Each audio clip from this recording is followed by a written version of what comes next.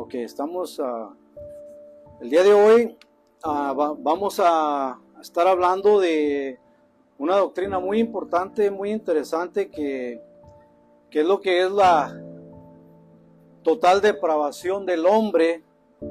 Y en esta enseñanza, lo que el punto que es para enseñar esta doctrina no es, como a veces lo pensamos, que se trata de una depravación inmoral, sino una enseñanza que es desde las reformas, que es que el hombre está totalmente incapacitado, inhabilitado para buscar de Dios. Cuando hablamos de la doctrina de la depravación total, estamos hablando de lo que es el punto de vista que son las consecuencias del pecado original, como se conoce dentro de varias organizaciones, pero es prácticamente la consecuencia de lo que sucedió después de la caída de nuestros primeros padres, Adán y Eva. La Escritura nos enseña que el pecado pasó así a todos los hombres por medio de nuestros primeros padres, que fueron Adán y Eva, y así pasó la muerte y el pecado, y toda la humanidad quedó bajo corrupción. Entonces, espiritualmente tenemos una incapacidad total. Estamos muertos espiritualmente, dice la Escritura, pero esta enseñanza, el día de hoy yo la titulé La incapacidad total del hombre. La total depravidad, esa es la doctrina como se conoce, pero yo le he titulado el día de hoy a esta enseñanza La incapacidad total del hombre, porque es prácticamente lo que enseña la doctrina de la depravación total del hombre. Esta doctrina surge desde mucho atrás. Siempre ha habido debate dentro de los puntos de vista cristianos, evangélicos, y también dentro del catolicismo romano también ocurrió en varios siglos donde se debatió las enseñanzas de que el hombre por sí solo pudiera venir a Cristo sin la ayuda, sin la misericordia y sin la gracia de Dios. Y esto fue tachado como herejía desde San Agustín. Siglos después vino el semipelagianismo, que fue un punto de vista posterior al principio de debate que fue con San Agustín y Pelagio. Lo que sucede que estas enseñanzas, cuando traen que uno puede venir a Cristo sin la ayuda de la intervención de Dios, o sin la misericordia, sin la gracia, lo que enseñamos es que la salvación es por obras y no por fe. Entonces, lo que tiene el hombre, la capacidad de poder venir en fe, cuando la Escritura nos enseña todo lo contrario. La Escritura nos enseña que estábamos muertos totalmente en nuestros delitos y pecados, y estábamos incapacitados totalmente, que no había manera de que nosotros por sí solos pudiéramos buscar de Dios. Entonces, estos puntos de vista dentro del cristianismo, que es lo que se conoce como arminianismo y calvinismo, en el punto de vista del acústico tulip, que es lo que se conoce como la total depravidad del hombre, es la primera letra principal, que es uno de los primeros puntos del calvinismo. Esto no nació por Juan Calvino, como a veces pensamos, ¿no? Cuando hablamos de los 5 puntos del calvinismo, pensamos que es Juan Calvino el que los formuló, pero esto no fue así. Después de la muerte de San Agustín vino Pelagio, luego después vino el semipelagianismo, que es una doctrina parecida a lo que se conoce como el arminianismo. Aunque dentro de todo lo que cabe no se puede considerar pelagianismo el arminianismo, porque también creen que primero fue la gracia de Dios, pero el hombre quedó con la capacidad de poder acercarse a Dios. Dentro del calvinismo lo que se enseña es de que el hombre está totalmente incapacitado. Esos son los puntos de vista que ambos enseñan. Pero bíblicamente, ¿qué es lo que sostiene? ¿Qué es lo que más se sostiene con la Escritura? Pues lo que vemos aquí es que la incapacidad total del hombre concuerda prácticamente con lo que enseña Efesios capítulo 2 versículo 1, cuando dice: estábamos muertos en nuestros delitos y pecados, lo que enseña Colosenses 2:13 también, de que estábamos muertos en nuestros pecados, pero Dios nos da vida por medio de Cristo. Ahora, ¿cómo una persona que está totalmente incapacitada o muerto espiritualmente puede decidir por Dios? Entonces, esto fue lo que se conoció en la historia de la iglesia como arminianismo y el calvinismo. Los 5 puntos del calvinismo surgen después de que los seguidores de Arminio, que es conocido como los remonstrantes, ellos fueron los que formularon sus 5 puntos que estaban en contra de las enseñanzas ortodoxas de la fe cristiana en aquel entonces. Entonces, cuando estas personas vienen y empiezan a señalar puntos de vista que supuestamente estaban ellos en contra, y es como nacen los 5 puntos del arminianismo primeramente. Se les llama a un concilio donde se corrige, donde se señala estas enseñanzas de Jacobo Arminio, y nacen los 5 puntos del calvinismo. Y más adelante, posteriormente, es como se formula como el acóstico, que es el tulip, que es el tulip en español, que cada letra inicial se refiere a cierta enseñanza, como total depravity, que es la total depravidad del hombre, por eso es la T, que es el punto que vamos a estar viendo el día de hoy. Entonces, estas enseñanzas inician con Jacobo Arminio y con Franciscus Gumaro dentro de una universidad en Leiden, allá en los Países Bajos, que fue donde se empezó nuevamente a debatir estos puntos de vista teológicos.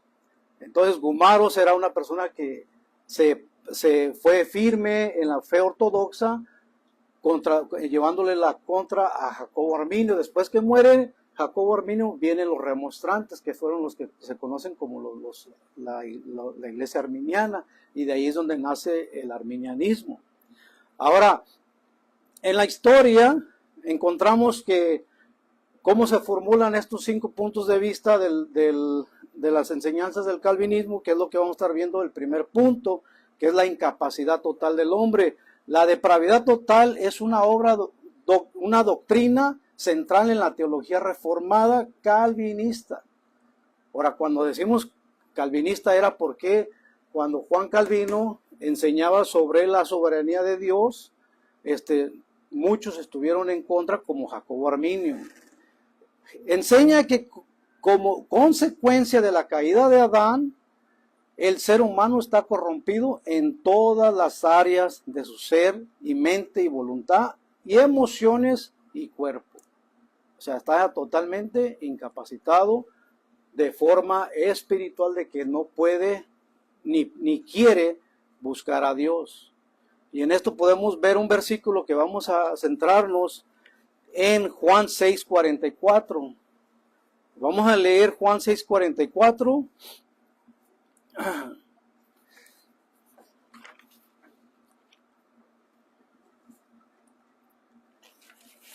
Donde dice la escritura que ninguno puede venir a mí, y lo dice el Señor Jesucristo, si el Padre no lo atrae primeramente. Esta enseñanza y este versículo es tan claro de la escritura que lo describe, que nadie puede ni tiene la voluntad ni la capacidad por su propia voluntad de venir a Cristo. Y Cristo, estas son palabras de Jesucristo mismo, cuando Él enseñó que nadie podía buscar de Dios o nadie podía venir a Él si el Padre no lo trajere. Entonces vemos en Juan 6:44 que dice así: ninguno puede venir a mí si el Padre que me envió no lo trajere, y yo lo resucitaré en el día postrero. Quiere decir que lo que está enseñando aquí Jesús cuando dice que nadie puede, es porque no tiene el hombre la voluntad ni el querer como el hacer. No puede de manera eficaz poder venir a Cristo. Su naturaleza caída lo inclina a estar alejado de Dios. Y eso es lo que enseña la incapacidad total del hombre, o la total depravidad del hombre. Cuando hablamos de la total depravidad, no se está refiriendo que el hombre está mal en cierta en su moralidad, sino que a veces se malentiende, pensamos que de manera moral está depravado, pero lo que enseña la doctrina no es eso. El punto es de que está totalmente incapacitado espiritualmente.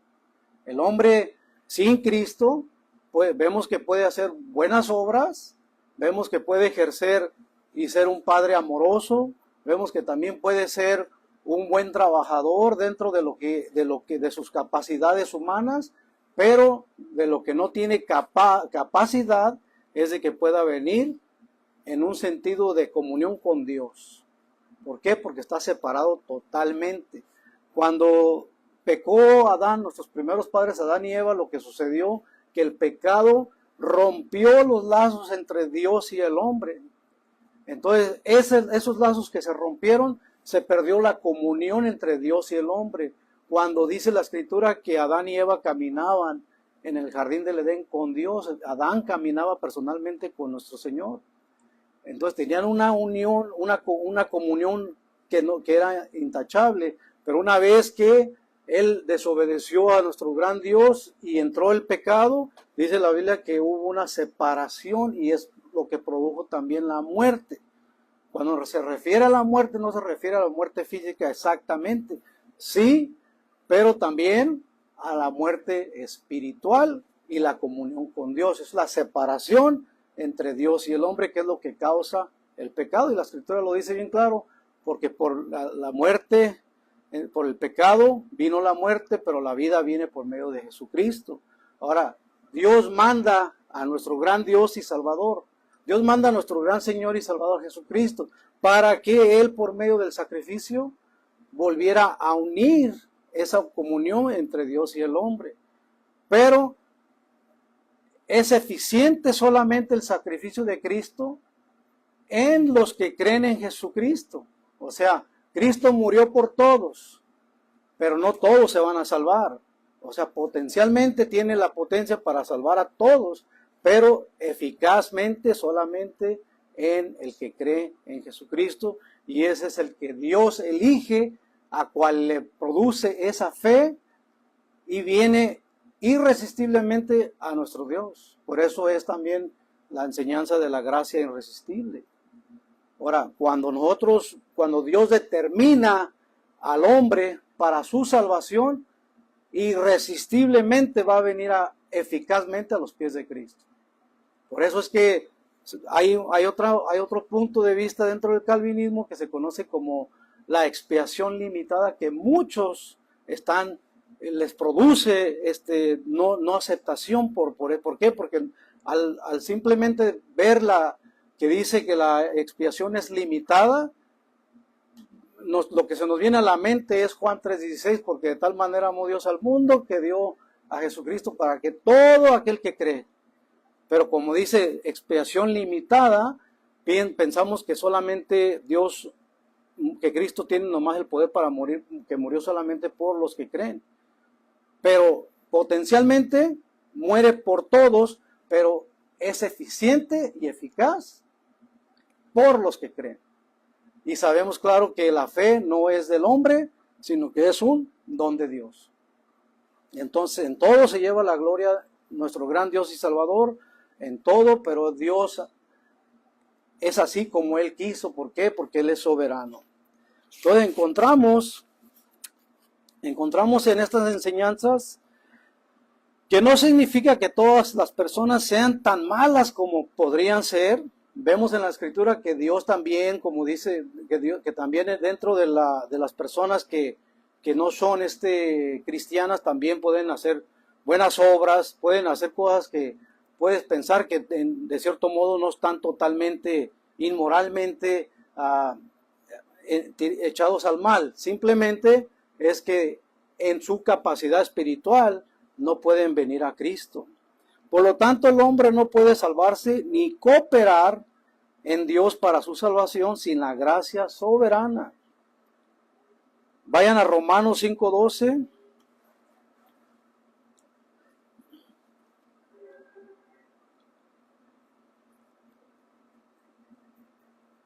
El hombre está totalmente incapacitado. Romanos 5:2 dice, por lo tanto, como el pecado entró en el mundo por un solo hombre y por medio del pecado entró la muerte, así la muerte pasó a todos los hombres por cuanto todos han pecado. Esto vemos aquí estos versículos de que toda la humanidad entera, sin excepción de nadie, o más bien con la excepción de Jesucristo, porque Jesucristo era nuestro Señor y Dios y Salvador, que fue el único que caminó sin pecado para llevar el sacrificio perfecto. Pero fuera de Cristo no hay ni siquiera uno que no ha pecado dentro de la humanidad. Dice, por lo tanto, como el pecado entró en el mundo por un solo hombre y por medio del pecado entró la muerte, así la muerte pasó a todos los hombres por cuanto todos han pecado. Ahora, como les he dicho, no se refiere simplemente a muerte física, sino también a muerte espiritual. Cuando nuestros primeros padres fueron desobedientes a nuestro Dios, se les dijo que en verdad morirás, y envejecerás y morirás. ¿Y qué sucedió? Que vivieron, no recuerdo la fecha que vivió Adán y Eva, pero fueron muchos años los que vivieron todavía aún, pero en un estado de espiritualmente muertos. Después, físicamente, la muerte física también vino. Es obvio que es una de las consecuencias de lo que sucedió después del pecado. El hombre natural no quiere a Dios, su voluntad está esclavizada al pecado. No puede buscar a Dios por sí mismo, su mente está entenebrecida. No desea someterse a la ley de Dios, su corazón está endurecido.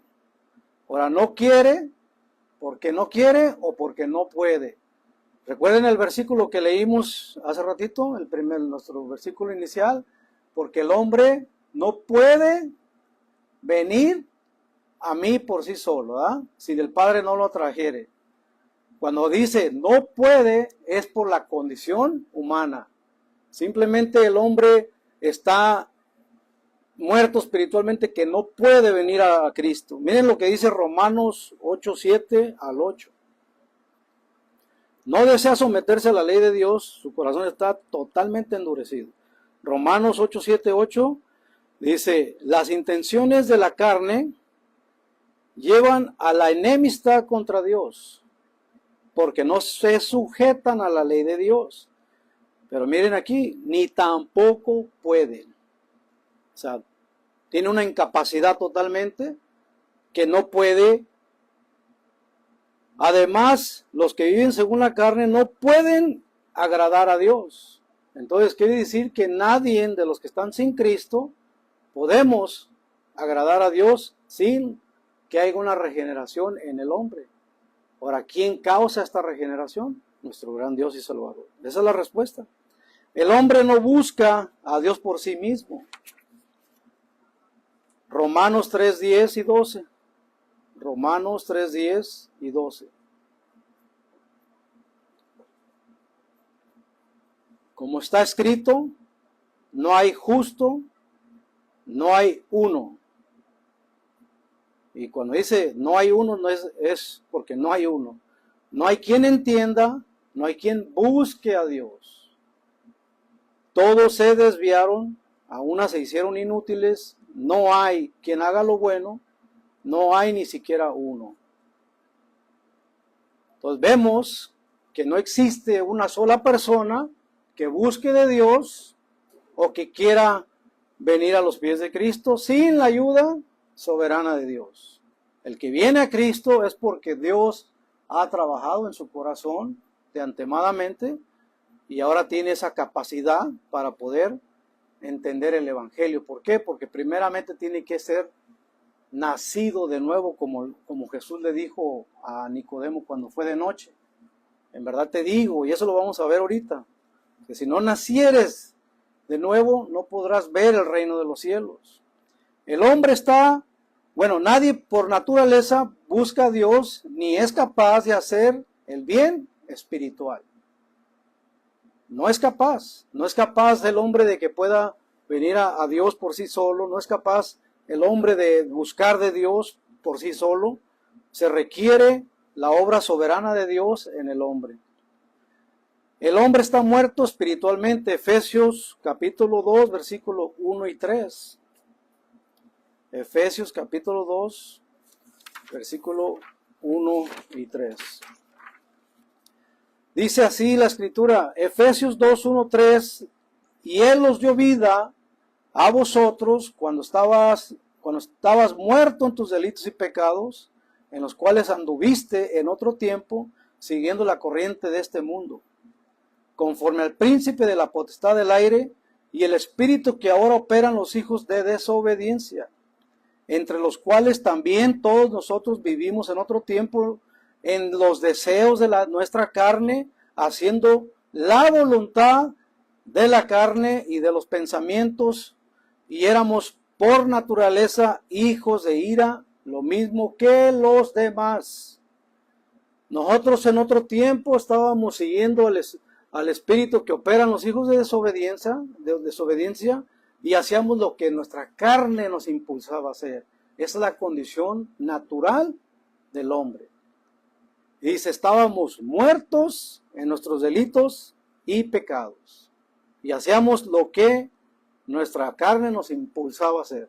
O sea, la naturaleza pecaminosa humana, en esa condición caída, es lo que sabemos hacer. Pero en Cristo tenemos esta vida nueva, donde ahora Dios nos capacita para poder entender entre bien y el mal. Y nosotros tenemos esta vida espiritual, que ahora tenemos esa comunión con Cristo por medio del regalo de Dios y la soberanía de Dios en nuestras vidas. Ahora, un muerto no puede responder ni actuar, es de incapaz, está el hombre sin la gracia regeneradora. Un muerto sin la gracia regeneradora está muerto, incapaz y no puede actuar por sí solo. Se requiere que Dios le dé vida a ese muerto. Su corazón es corrupto, totalmente corrupto. Entonces, por eso es que cuando nosotros predicamos el Evangelio, tenemos que estar atentos a aquellos que entienden y escuchan y responden al llamado del Evangelio. ¿Por qué? Porque sabemos que es la mano de Dios actuando en esa persona.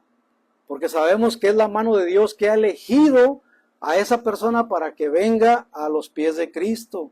Y ese tema lo vamos a tocar en la próxima clase, que va a ser el tema de la elección de Dios, que es totalmente innegable. Ambos, tanto arminianos como calvinistas, aceptamos que hay una predestinación y aceptamos ambos que algo grave ocurrió a la humanidad, que se requiere la obra de Dios para que pueda venir a los pies de Cristo. Lo único diferencia son los puntos de vista de cómo lo ven y cómo lo interpretan ellos y cómo lo interpretamos nosotros. Pero a la luz de la Escritura podemos encontrar que estábamos muertos en nuestros pecados y no estábamos enfermos o no estábamos medios moribundos. La Escritura dice que estábamos totalmente incapacitados, muertos. El corazón del hombre es corrupto, Jeremías 17:9. Su corazón es totalmente corrupto de el hombre natural. Jeremías 17:9, engañoso es el corazón más que todas las cosas, y perverso, ¿quién lo conocerá? Hay otro versículo, Génesis 6:5. Vayan a Génesis 6:5 y ahí vamos a ver también cómo dentro de toda la humanidad solo lo que nos inclinábamos era para el mal. Y vio el Señor que la maldad de los hombres era mucha en la tierra y que todo designio de los pensamientos del corazón de ellos era continuo solamente el mal. Génesis capítulo 6 versículo 5. La humanidad entera, como dice la Escritura, por cuanto todos han pecado, todos se han apartado de la gloria de Dios, como dice Romanos capítulo 3, claramente lo dice que cuanto todos han pecado, todos estaban apartados de Dios pero gracias al regalo gratuito que Dios nos ha dado para poder venir a los pies de Jesucristo, por ese regalo gratuito, ahora Dios nos da vida juntamente con el Señor. El corazón humano no puede elegir a Dios sin intervención divina. El corazón humano no puede elegir a Dios sin la intervención divina de nuestro gran Dios y Salvador. Nadie puede venir a Jesucristo por voluntad propia. Nadie, por su propia voluntad, nadie puede venir a Jesucristo. Por eso es que nosotros debemos de tener mucho discernimiento cuando hablamos con las personas y les presentamos el Evangelio y estar atentos para cuando aquellos responden al llamado del Evangelio. Juan 6:44, nuestro versículo principal. Ninguno puede venir a mí si el Padre que me envió no lo trajere, y yo lo resucitaré en el día postrero. Y cuando dice nadie puede, es porque no puede ni quiere, no tiene la capacidad. Jesús enfatiza que el hombre necesita ser atraído por el Padre, primeramente. En otras palabras, Jesús enseña que la fe y el acercarse a Él no depende de la voluntad, capacidad humana, sino de la acción soberana de Dios que atrae al pecador hacia Cristo. La palabra atrae en el original es obligar o arrastrar. Miren aquí cómo vamos a poder entender este versículo tan claro, cómo se utiliza esta palabra de atraer. En Juan 6:44 la palabra que se traduce como traer es helko. Es una palabra en griego original, helko. Su significado literalmente arrastrar, tirar con fuerza, atraer con poder. ¿Por qué usa estas palabras el apóstol Juan? Porque claramente está hablando de una persona que está totalmente incapacitada para poder venir a Cristo. Entonces se requiere que Dios te atraiga. En el original griego es como arrastrar a la persona, a Dios. Usar fuerza, atraer con poder. Se usa para describir algo como que se mueve no por voluntad propia, sino porque es impulsado, arrastrado por otro. ¿Quién es el que causa? El causante de nuestra fe es Dios. El efecto en nuestras vidas de nuestra fe es producida por el que la causa, que es Dios. La vez pasada hablamos de cómo el que causa de manera eficaz en nuestras vidas la fe es nuestro Dios. Entonces, esto es lo que se refiere con traer a mí. Los ejemplos en el Nuevo Testamento de esta palabra que se usa para mover no por voluntad propia, sino porque es impulsado, arrastrado por otro. Hay otros versículos que se utilizan para esta palabra, que es Juan 21:6. Los discípulos arrastraban la red llena de peces. Ahí se utiliza esa palabra otra vez, helko, que es atraer o traer, que es la palabra que se utiliza en el griego, helko, que es los discípulos, en Juan 21:6, los discípulos arrastraban la red llena de peces. La palabra arrastraban, usan la palabra helko, la misma palabra que se usa en 6:44. Otro versículo que también se utiliza esta palabra es Hechos 16:19.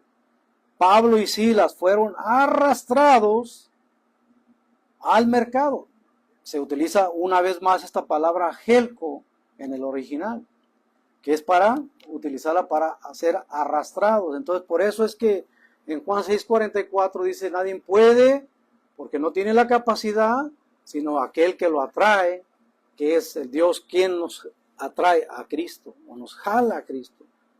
Suena un poco duro cuando dicen te arrastra a Dios, o sea, como alguien forzado, pero yo les voy a dar un ejemplo. Por ejemplo, si vemos que un ser humano, una casa se está quemando, es un ejemplo nada más, y hay una persona dentro de esa casa que se está quemando.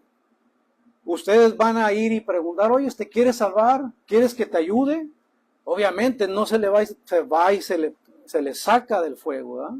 Sin preguntar si quiere o no quiere, simplemente uno lo hace como persona para rescatar a esa persona que está en peligro de morir quemado. Entonces, eso es un ejemplo de cómo Dios nos rescata de los lazos del diablo y cómo nos rescata de nuestra condenación para venir a los pies de Cristo y salvar nuestras vidas. Eso es solamente una ilustración que se me vino a la mente ahorita. Bueno, vamos a continuar con esto de... Es por eso que tiene que ser concedido la fe. La fe tiene que ser concedida. En Juan 6:65, Juan 6:65 dice, así que dijo, por eso les he dicho que ninguno puede venir a mí. Aquí viene otra vez la incapacidad de la palabra, porque ninguno puede venir a mí si el Padre no se lo concede. O sea, venir a Cristo, creer en Jesucristo, es concedido por el Padre. Entonces nadie puede creer en Jesús, nadie puede venir a Jesús si Dios no les concede de creer en Él. El hombre natural no entiende las cosas de Dios. El hombre sin Cristo no comprende, ni puede, ni entiende. ¿Por qué? Porque está totalmente inhabilitado. Primera de Corintios 2:14. Pero el hombre natural no percibe las cosas que son del Espíritu de Dios, porque para él son locura. No las puede entender porque se han de discernir espiritualmente. ¿Y cómo lo van a discernir espiritualmente si no han nacido de Dios? ¿Cómo han de discernirlo el hombre natural si no ha tenido un nuevo nacer? ¿Cómo va a discernir si el Espíritu de Dios no mora en él? Por eso es que para la persona que está sin Cristo, no comprende, ni puede, ni quiere venir a los pies de Jesús. Para él son una locura, simplemente. Sin el Espíritu Santo el hombre no comprende ni acepta la verdad espiritual. El pecado afecta desde el nacimiento. Y es por eso que se conoce como el pecado original, porque desde que nacemos con esa condición que nos hace y nos inclina a la maldad. Salmo 51:5. Hay más versículos, pero Salmo 51:5 es muy claro. Dice, he aquí en maldad he sido formado, y en pecado me concibió mi madre. Entonces, aquí el salmista está diciendo que desde que nació, desde que fue formado en maldad. Ahora, no se está refiriendo que el papá o la mamá hayan cometido algún pecado, simplemente esta es nuestra condición del ser humano. He aquí en maldad he sido formado y en pecado me concibió mi madre. Esto es lo que se conoce como la total incapacidad o el pecado original dentro de algunas otras organizaciones. La salvación depende de la misericordia de Dios. La salvación depende de la misericordia de Dios. Romanos 9:16. No depende que nosotros quieramos o que nos quieramos esforzar de venir a Cristo. Romanos 9:16. Así que no depende del que quiere ni del que corre, sino de que Dios tenga misericordia. Sino de que Dios que tiene misericordia de la persona que viene a los pies de Cristo. La necesidad de nacer de nuevo de una persona que está sin Cristo. Hay una necesidad grande para la persona que pueda recibir la nueva vida en Cristo, a que tiene que nacer de nuevo. En Juan 3:3-8, cuando fue Nicodemo de noche a visitar a Jesús, respondió Jesús y le dijo, de cierto, te digo que el que no naciere de nuevo, no puede ver el reino de Dios. Nicodemo le dijo, ¿Cómo puede un hombre nacer siendo viejo? ¿Puede acaso entrar en por segunda vez en el vientre de su madre? Nacer y nacer, respondió Jesús, de cierto te digo que el que no naciere del agua y del espíritu no puede entrar en el reino de Dios. Lo que es nacido de la carne, carne es, y lo que es nacido del espíritu, espíritu es. No te maravilles de que te dije, os es necesario nacer de nuevo. El viento sopla donde quiera y oye su sonido, mas no sabes de dónde viene ni a dónde va. Así es todo aquel que ha nacido del Espíritu. O sea, aquí tenemos un ejemplo de un sacerdote de la ley que conoce el Antiguo Testamento, que es un conocedor de la palabra de Dios en aquel tiempo, y no entendía qué era nacer de nuevo. Ahora, un maestro de la ley, sacerdote, que le dice Cristo, para que tú entres al reino de Dios, tienes que nacer de nuevo. ¿Cómo es posible que a un delincuente, a un malhechor, que murió al lado de él por gracia de Dios, que le tocó la dicha de compartir la cruz del Calvario, le dijo, hoy estarás conmigo en el paraíso? ¿Qué hizo el malhechor? A diferencia de Nicodemo.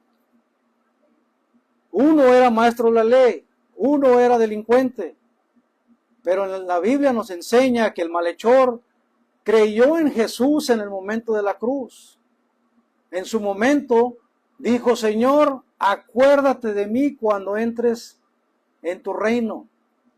Y el Señor volteó a verlo y le dijo, en verdad te digo que hoy estarás desde hoy te digo que estarás conmigo en el paraíso.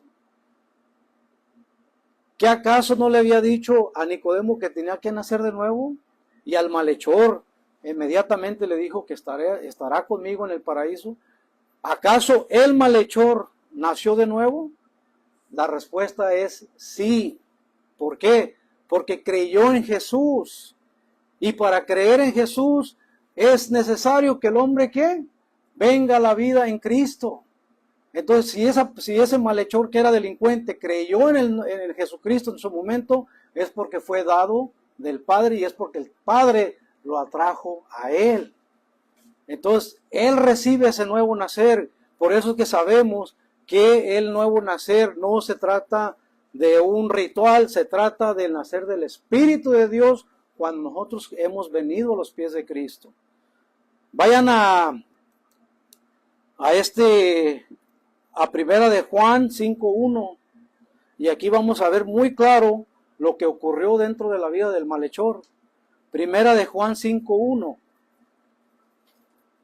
La fe es un regalo de Dios totalmente. El nuevo nacer también es un regalo de Dios. No es una obra humana. Primera de Juan 5:1. Todo aquel que cree que Jesús es el Cristo, o sea, el Hijo de Dios, el que vino a morir por nuestros pecados, dice, es nacido de Dios, y todo aquel que ama al que lo engendró, ama también al que ha sido engendrado por él. Todo aquel que cree en Jesús, que es el Cristo, es nacido de Dios. Eso fue lo que Cristo le estaba mencionando a Nicodemo, que era maestro de la ley y que no entendía. Ahora la historia nos dice que Nicodemo no está en la Biblia, son literatura extrabíblica, que él sí se convirtió a Cristo, porque hubo hasta una congregación formada por él, allá para donde él fue. Pero lo que Cristo le estaba explicando en ese momento, que fue de noche, a Nicodemo, era que tenía que creer en él para que naciera de nuevo.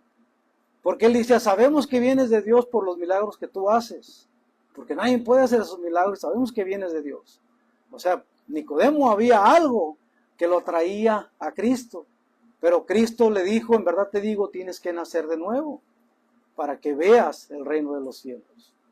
Entonces, el convertirse a Cristo, dice la Biblia, que nos quita ese velo cuando hay esa conversión y nos permite mirar con una vida regenerada. ¿Qué es lo que le ocurre al malhechor en la cruz? Cuando dijo, Señor, acuérdate de mí cuando estés en tu reino.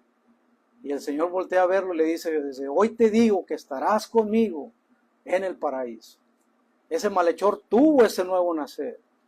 No había sido bautizado en agua, no había comulgado, no había tomado el pan y el vino, no había participado en ninguna congregación. Era un delincuente que estaba pagando por sus pecados, que en el momento también Dios produjo el arrepentimiento en él, porque reconoció que había hecho mal y reconoció a Jesucristo como su Señor y Salvador. Entonces, por eso es que creemos que todo aquel que viene en fe en Cristo tiene una vida nueva, un nuevo nacer. Ahora, ¿por qué? Porque esa fe no nace de nosotros, según Efesios 2, 8, 9. Dice, es un regalo de Dios.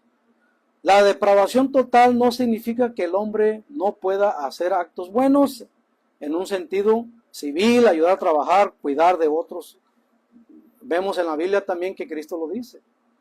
Cristo también lo dice en la palabra de Dios, que los hombres que aún están sin Cristo pueden hacer cosas buenas. Pero eso no quiere decir que puedan venir a la fe o puedan tener salvación por sus propios méritos. Que significa que todo aquel que hace, que está manchado por el pecado, todo lo que hace está manchado por el pecado y no puede agradar a Dios sin fe.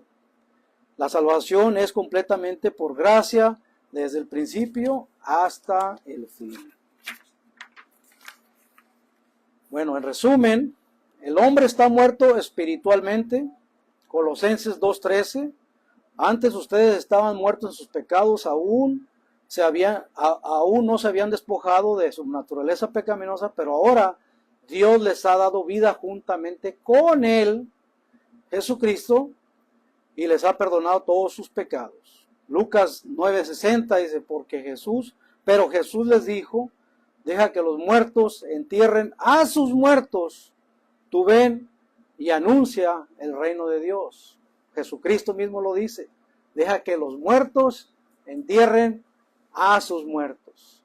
O sea, reconociendo la incapacidad por medio del mismo Jesucristo, diciéndolo de manera textual, explícitamente. Deja que los muertos entierren a sus muertos, tú ve y anuncia el reino de Dios. No busca a Dios ni puede hacerlo. Romanos 3:10, 12. Como está escrito, no hay justo ni aun uno, no hay quien entienda, no hay quien busque a Dios, todos se desviaron. A unas se hicieron inútiles, no hay ni siquiera uno que haga lo bueno, ni siquiera uno solo. La naturaleza está corrompida desde el nacimiento. Eso ya lo vimos también. Y vemos también que nadie puede venir a Dios. Se necesita una obra sobrenatural de Dios para creer y ser salvos. Vimos claramente lo que el Señor le dijo a Nicodemo. Y en conclusión, el hombre natural no puede ni quiere porque no tiene la voluntad. Es incapaz de venir por sí solo a Cristo por su condición caída. Está totalmente inhabilitado. Es necesario la intervención soberana de Dios en el hombre y la nueva regeneración de su vida espiritual. Es decir, darle vida al muerto y darle la capacidad para que pueda responder al llamado eficaz y eficiente del Evangelio de Jesucristo en la vida del creyente. Por eso es que creemos que solamente los que creen en Cristo está la eficiencia y la eficacia del Evangelio poderoso de Jesucristo para la salvación. Esto es lo que se conoce dentro de la teología reformada como monergismo. El monergismo es la palabra que se utiliza de manera teológica para decir que Dios es el que obra dentro del pecador. Es uno, es la palabra griega. Erjón, obra o trabajo. Por lo tanto, monergismo significa una sola obra, una sola energía en acción.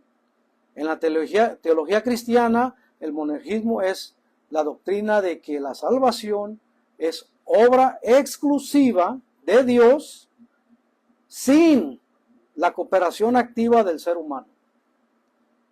Es decir, Dios solo es quien inicia, sostiene y completa la obra de la salvación.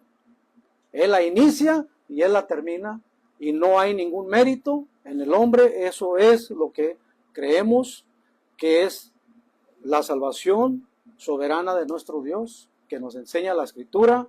A la luz de la Escritura lo podemos ver por toda la Escritura, y no hay ningún mérito para nuestra salvación que el hombre pueda cooperar o participar. ¿Por qué? Porque esto lo vamos a hablar en las próximas clases, donde vamos a hablar de la elección de Dios y cómo Dios nos eligió desde aún antes de la fundación del mundo. O sea, aún no nacíamos, aún no hacíamos ni el bien ni el mal, pero Dios de manera soberana y como Dios todopoderoso elige a los que han de ser salvos para la gloria y la honra de nuestro gran Dios y Salvador. Y con esto vamos a terminar. Espero que sea de bendición esta enseñanza. Y vamos a mandar un saludo para la familia Guzmán, para todas las personas que nos ven también por las redes sociales. Les mandamos un abrazo, un fuerte abrazo, un saludo cordial, y espero que Dios les bendiga. Bueno, vamos a orar. Padre, te damos gracias en el nombre de Jesús por esta palabra, Señor, que es de gran bendición. Y Señor, te pido, mi Dios, que tú nos ilumines, Padre, a través de tu Escritura, y nos ayudes a entender la verdad, Señor, que nos enseña la Biblia, Señor. Y nos ayudes a comprender, Padre Santo, tu palabra, y nos ilumines, Señor, para poder caminar en gracia, para poder enseñar las gracias, la doctrina de la gracia, Señor, que podamos entenderla, Padre Santo, para que tú seas el único quien se lleve toda la gloria y la honra, Padre. En el nombre precioso de Jesucristo, toda la gloria y la honra sean para ti. Amén.